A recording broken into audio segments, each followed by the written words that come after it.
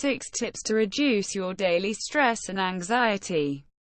There are two major reasons that for several decades more Americans become stressed, agitated and anxious, which in turn increases their daily physical stress, which itself in turn has led to the ongoing decades-long epidemic in stress-related disorders and diseases. The first reason is societal.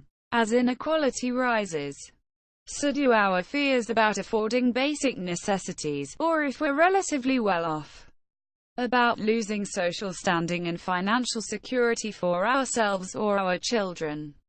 The second reason is more personal. Many more of us suffer from stress dysregulation than we did 40 years ago. Mainly through excess cortisol, a key stress hormone. This dysregulation makes the typical stress response too easy to trigger and too hard to turn off.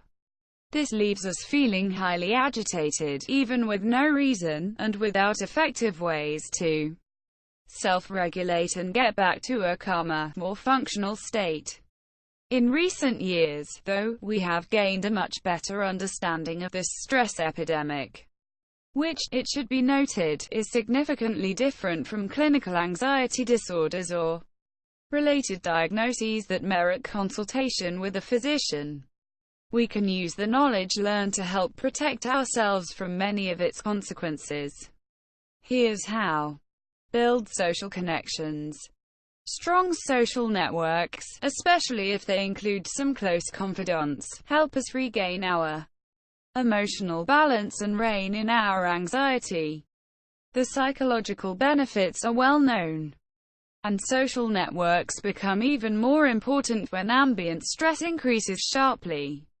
But also, biologically, they release the good-feeling hormones serotonin and oxytocin, both of which counter cortisol.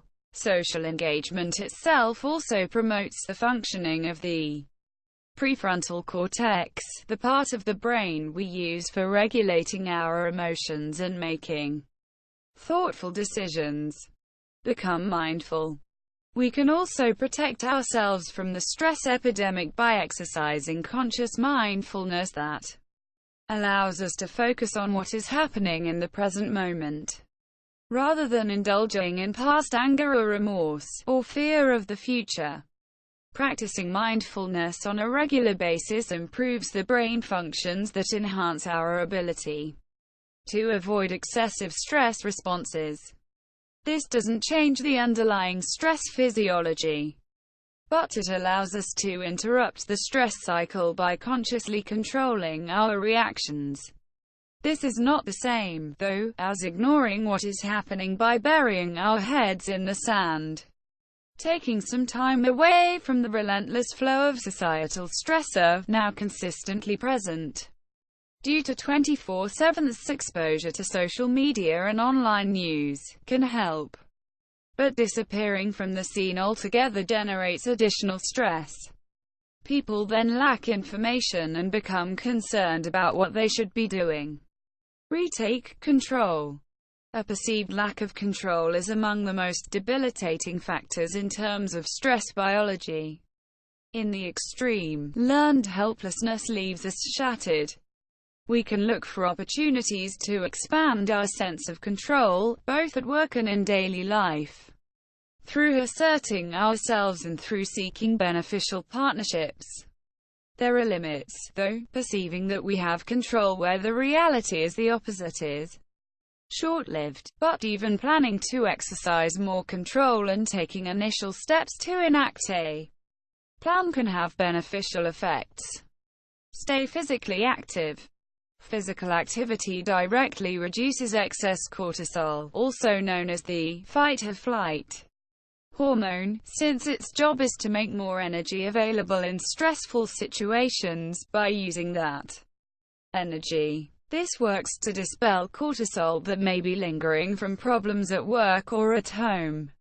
It also provides a host of direct benefits to many stress-related difficulties, obesity, diabetes, metabolic disorders, but also in increased brain functioning that supports self-regulation. Avoid the alcohol and comfort food traps.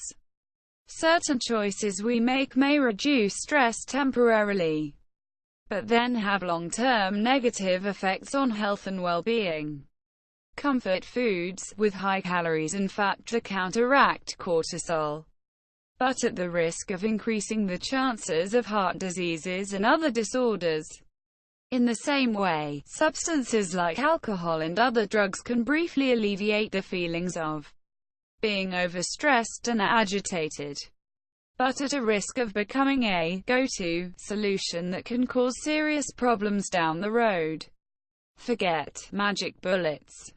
Being aware of the major stressors that are propelling the existing stress epidemic is a first step, but we all understand that no one thing solves everything here.